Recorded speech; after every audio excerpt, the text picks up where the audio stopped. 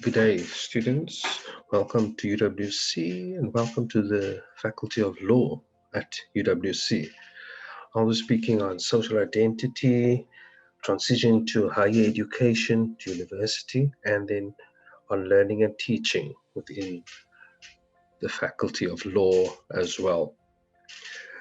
Often our orientation program involves meeting face to face with new students, and I get the opportunity to see students, and I'd often show them this image when we at the orientation itself. And I'd ask students, what do they see in this picture, or what does this picture depict for them? And I'll get responses such as they see an eye, they see the different colors around the eye, they see the white of the eye, they see the skin tone, and students will say they see a map of Africa within the eye itself. And what this does is this tells us that people see things differently. How we perceive things is different. And it would be what catches your eye first. And that tells us that we are all unique and we're all individuals in our own right.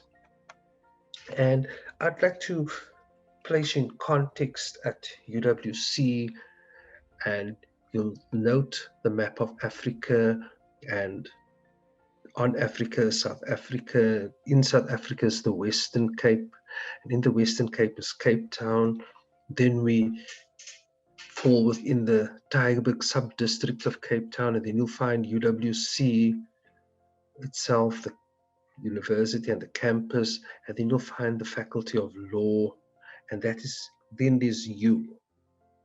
And you'll now understand how small you seem to be in the context of the world, in the context of Africa, South Africa, the Western Cape, Cape Town, and you realize how unique you are within this context. Who am I?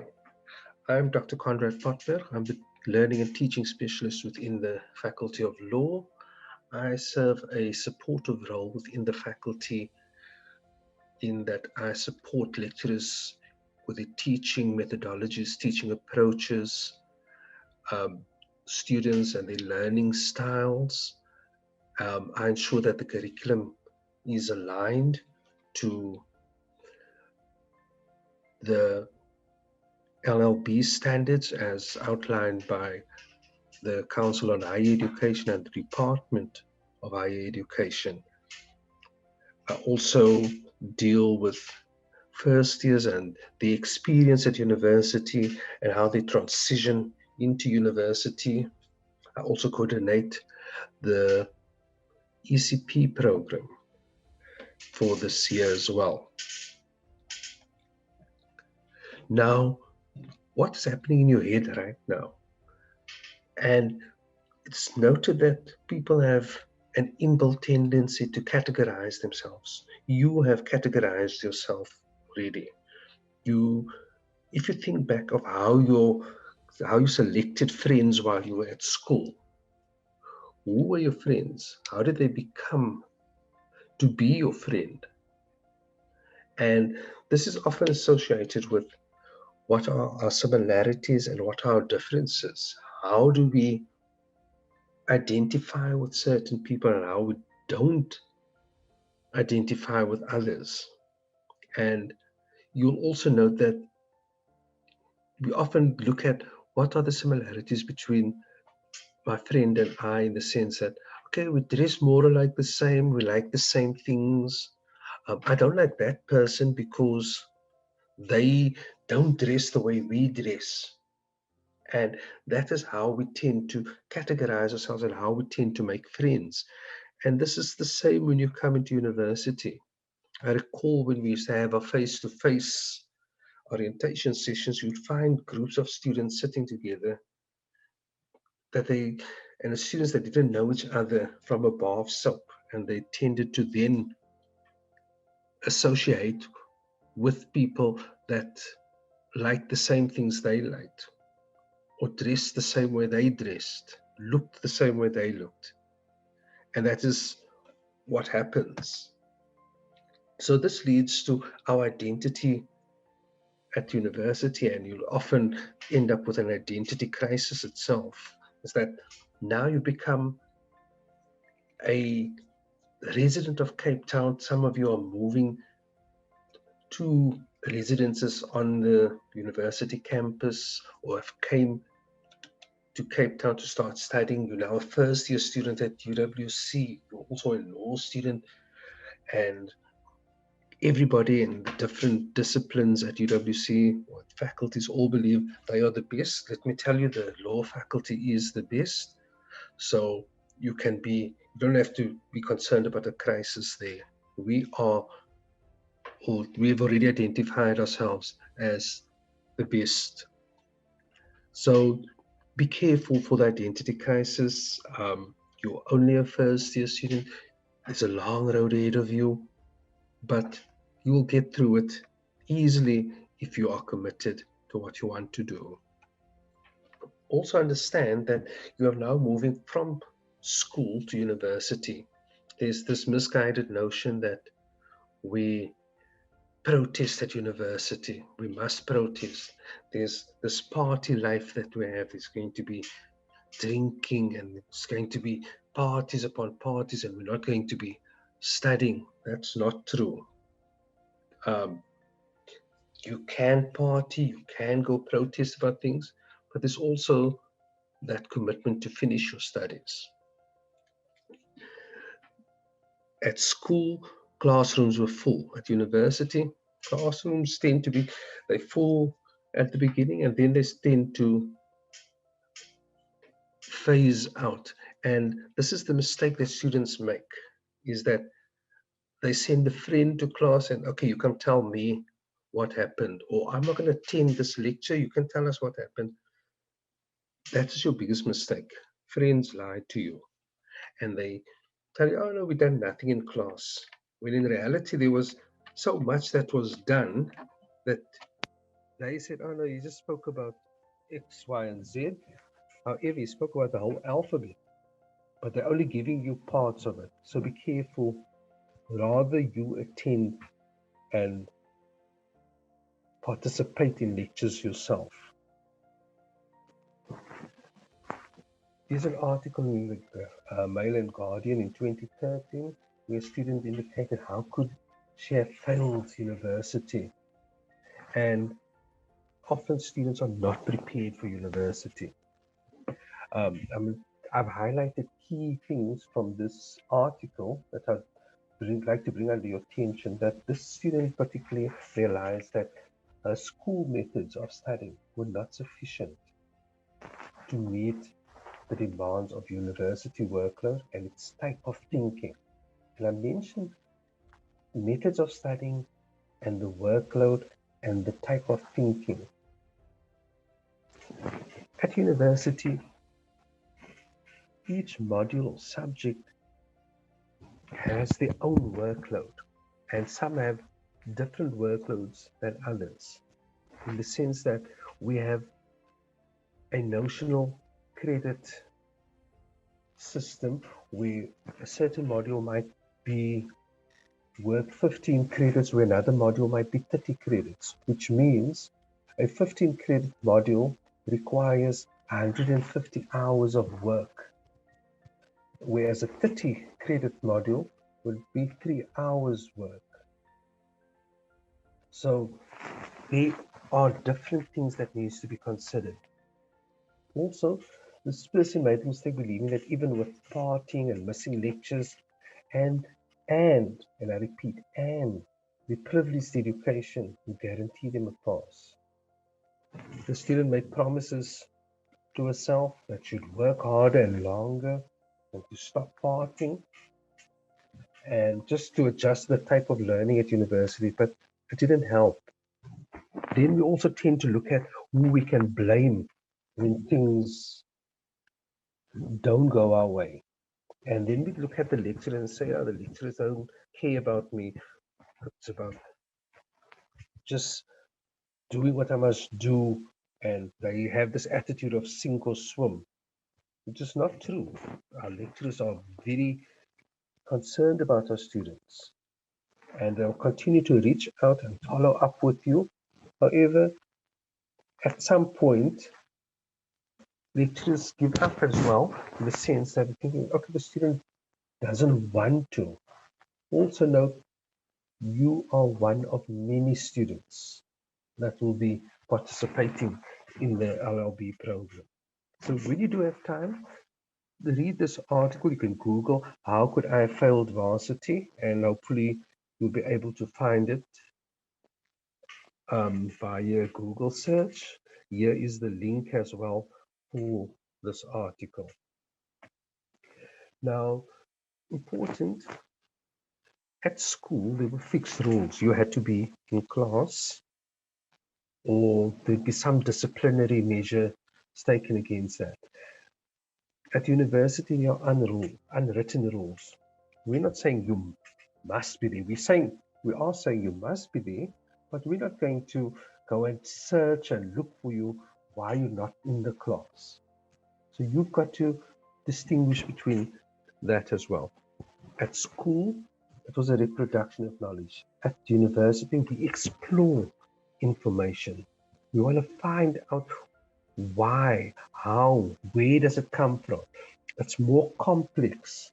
Whereas at school, there was a more simplistic approach to knowledge being provided. Now, the university adopted a blended learning and flexible learning approach in 2020 due to the pandemic. And students need to be aware of this. We're not having face-to-face classes in the first semester of this year.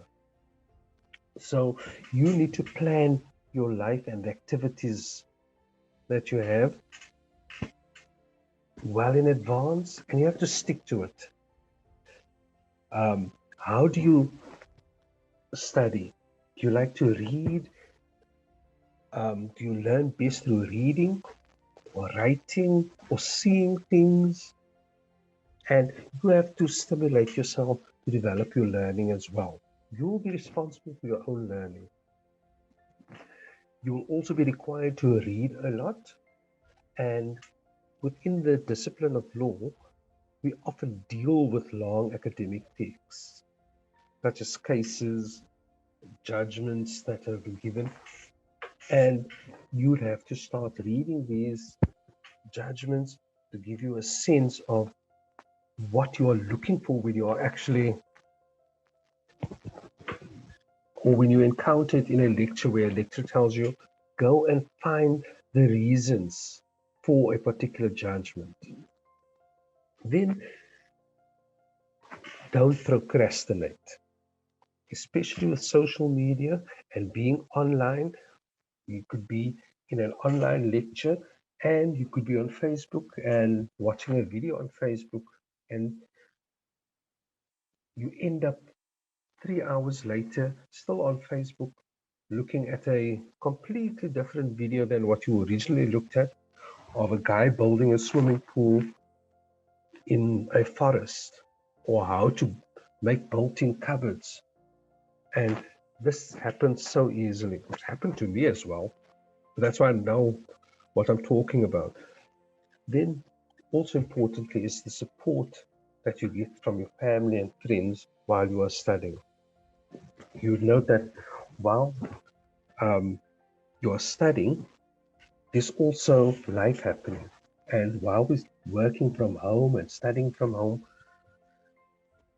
your parents would, or family members would require you still to do your chores. Listen, you need to go clean the yard, or you need to clean this or that. You need to do it, but you need to find the balance, and that's why I mentioned also planning your activities. So informing your family members of what is happening in your life and when is it happening. Although we might not have face-to-face lectures, we will still run according to a schedule. We will say, okay, you'll have a lecture at 10 o'clock on Tuesday, which will be online or a live lecture. Schedule that so that you don't have any interruptions at that particular time. Or in most cases, these lectures will be recorded as well, where you can say, okay, I'll view the lecture at midnight. Okay? So plan your life. Very important, we want students to be aware of this digital etiquette, especially in this time. And when you communicate with lecturers or with anybody in the university or your peers as well. More importantly, when you communicate with your lecturers, always start your email by greeting the person you are writing to, by addressing them as Dear Professor X or Dear Dr. Y, and using their surname. Please note we don't work on a first name basis by addressing your lecturer as Dear William. There needs to be that level of professionalism. You address the person that you are writing the email to and indicate, I trust this email finds you well, I trust you are well, and then you would state the reason for your email and what you're hoping to get as a response. Then your email should be concluded respectfully with the name of the sender, for example, regards Babalwa or best wishes John Doe. Now, an email is very convenient, like a cell phone. It's often convenient for the caller and not the receiver necessarily. And therefore, we say stick to reasonable hours of contacting lecturers from roughly 8 in the morning until about 6 in the evening. Also, don't expect an immediate response. Lecturers are encouraged to respond within 48 hours. And they also have other things that they do. Most importantly, before contacting anyone for an answer to a question, try and look for it yourself. And within this digital etiquette, I'd also like to encourage you to apply the same principles when communicating with your peers as well. Just because you're available at midnight on a Tuesday doesn't mean your friend is also available at that time for a message to inquire something. So apply these same principles to your peers as well, or find out by them when can they be contacted. Finally, I'd like to address the issue of the graduate attributes. And what are graduate attributes? Graduate attributes are the qualities, the skills, and understandings a university community agrees its students should develop during their time with the institution. These attributes include but go beyond the disciplinary expertise or technical knowledge that has traditionally formed the core of most university courses. They are qualities that also prepare graduates as agents of social good in an unknown future. That is how graduate attributes are defined. But to understand it better, these are what you would have ingrained in you over your time at UWC. So when you leave UWC, there will be 6 attributes according to the university graduate attributes that you should have when you leave the university. The law faculty has developed these attributes a bit finer, specifically for the law students. We have 7 attributes in the law faculty. I'm not going to go through them or read them now, but you will be exposed to them throughout your study at UWC. You will also leave here being a critical thinker, a skilled communicator, and we envisage that you will be a responsible and proficient citizen with a profound understanding of the role of the Constitution in transforming the law and society, as well as a keen understanding of your role and ethical duties in realizing this transformation. So these attributes will be embedded in all the modules in the LLB program. Not all of them in each module. Certain attributes will be addressed in certain modules, but when you complete your degree, all of these attributes would have been addressed in your 4 or 5 years of study at the Faculty of Law. For example, the numeracy skills. Students should be um, they should have the numeracy skills when they graduate. We will address numeracy skills, for example, in the first year module, and in the second year, third year, and a final year module. For example, in first year, they'll have it in basic skills for law students. In second year, this will be addressed perhaps in law of succession, where you'll be dealing with how an estate is divided and how you'll do calculations of the division of the estate. In civil procedure, they'll give you a calculation perhaps to do, and in accounting in the fourth year. So these are all graduate attributes or attributes that will be addressed throughout the course. Students, that's the end from me. Once again, welcome to UWC and wishing you all success in your studies. Thank you and keep well.